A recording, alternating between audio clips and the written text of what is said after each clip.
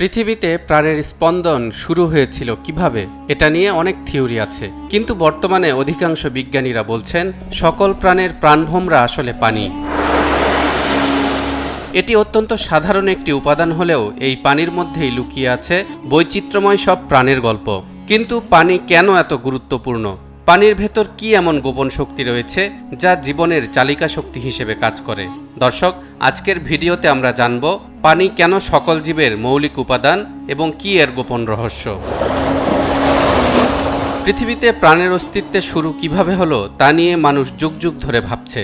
তবে কোরআন থেকে যেমন জানা যায় পানির মধ্যে আল্লাহ সৃষ্টি করেছেন প্রাণের প্রথম উপাদান, ঠিক তেমনিভাবে বিজ্ঞানও আজকে প্রমাণ করেছে পানি জীবনযাত্রার মূল উৎস। আসুন আমরা এই দুটি দৃষ্টিভঙ্গির তুলনা করি এবং দেখি কিভাবে তা একে অপরের সাথে সঙ্গতিপূর্ণ। কোরআনে আল্লাহ তাআলা বলেন, এবং প্রাণবন্ত সবকিছু আমি পানি থেকে সৃষ্টি করলাম, এরপরও কি তারা বিশ্বাস স্থাপন করবে না? এই আয়াতটি থেকে স্পষ্টভাবে জানা যায় আল্লাহ তাআলা পানির মাধ্যমে জীবনের সৃষ্টির কথা উল্লেখ করেছেন। পানি, যা পৃথিবীর সমস্ত জীবের জন্য অপরিহার্য, তাকে আল্লাহ সৃষ্টির এক মৌলিক উপাদান হিসেবে উল্লেখ করেছেন। এটি কেবল প্রাকৃতিক উপাদান হিসেবে নয়, বরং জীবনের ভিত্তি হিসেবে আল্লাহর অসীম শক্তি ও পরিকল্পনার অংশ। এদিকে আধুনিক বিজ্ঞানও জীবনের সাথে পানির সম্পর্কিত গুরুত্ব প্রমাণ করেছে।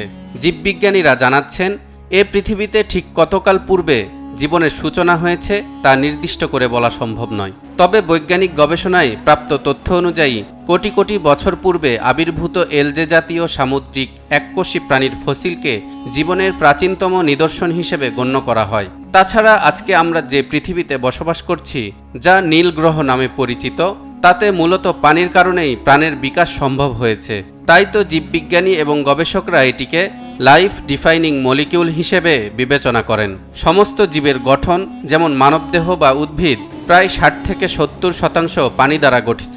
পানি মানবদেহের বিভিন্ন জীববৈজ্ঞানিক কার্যক্রমে গুরুত্বপূর্ণ ভূমিকা পালন করে, যেমন কোষের ভেতরে থাকা রাসায়নিক প্রতিক্রিয়া, পুষ্টির শোষণ, তাপমাত্রা নিয়ন্ত্রণ এবং বর্জ্য পদার্থ নিষ্কাশন।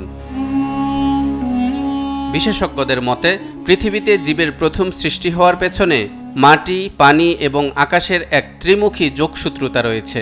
এই একত্রিত উপাদানগুলো পানি থেকে জীবের উৎপত্তি ঘটাতে সহায়তা করেছিল।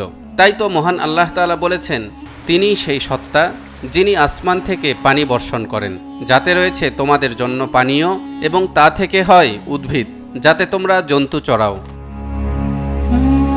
এখন প্রশ্ন আসতে পারে, জীবন সৃষ্টির জন্য কোথাকার বা কোন ধরনের পানি উপযোগী?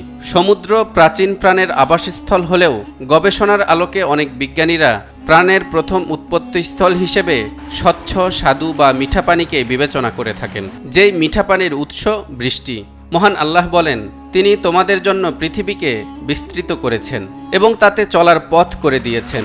আকাশ থেকে বৃষ্টি বর্ষণ করেছেন এবং তা দ্বারা আমি বিভিন্ন প্রকার উদ্ভিদ উৎপন্ন করেছি। এই আয়াত থেকে ধারণা পাওয়া যায় জীবন সৃষ্টির জন্য আকাশ থেকে বর্ষিত পানি ব্যবহৃত হয়েছে। অন্যদিকে আমরা এটাও জানি বৃষ্টির স্বচ্ছ ও স্বাদু বা মিঠা পানি বিশুদ্ধ এবং তা পানের উপযোগী হিসেবে গণ্য করা হয়। ঊর্ধ্বাকাশে বজ্রাঘাতের ফলে উৎপন্ন নাইট্রোজেন অক্সাইড এই বৃষ্টির পানির সাথে মিশ্রিত হয়ে নাইট্রেটসে পরিণত হয় এবং পৃথিবীতে নেমে আসে, যা অণুকোষ বা জীবকোষ গঠনের মূল RN, DNA ও প্রোটিন প্রস্তুতির জন্য প্রয়োজনীয় অ্যামাইনো অ্যাসিড গঠনের অপরিহার্য উপাদান।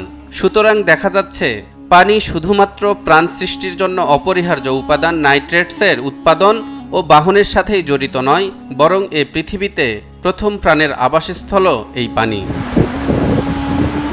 এখানে যে বিষয়টি সবচেয়ে বিস্ময়কর তা হলো ইসলাম এবং বিজ্ঞানের মধ্যে একটি অবাক করার মতো মিল পাওয়া যাচ্ছে।